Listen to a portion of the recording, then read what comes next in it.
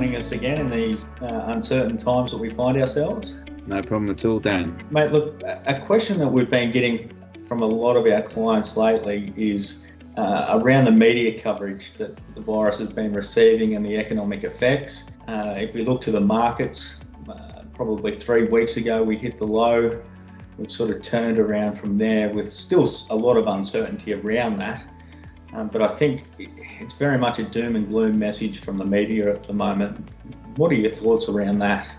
I think it's important to recognise that the media is focusing on what's happening right now, and it, to be frank, is pretty doom and gloomy in terms of deaths overseas and huge infection rates and virtual shutdowns of economies. But of course, financial markets, what they do is look forward.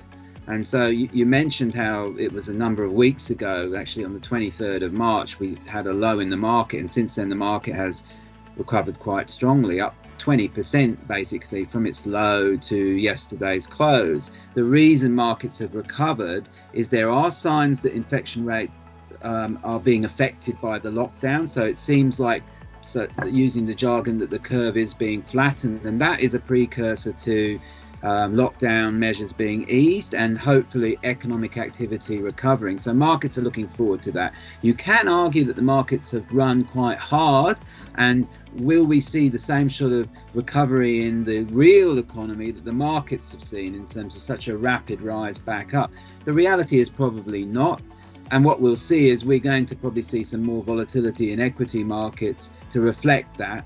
But certainly that's the reason why, even though the news has been pretty gloomy, the markets have been recovering because they're looking forward. And there's been a lot of supportive measures over the last couple of weeks, which we believe as investors will lead to an economic recovery coming after the worst of these effects of the virus have been seen. Governments around the world really have made an effort to try to stem some of that through their stimulus packages. Yeah, so it's not good news that the unemployment rate in Australia is probably going to go to 10%. That was the news the other day. You know, that's much higher than during the GFC.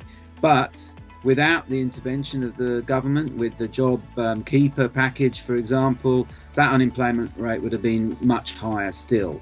You know, with the other stimulus measures, there's a likelihood that things can recover quite quickly. So we can see that 10% rate come down as well after things start moving again.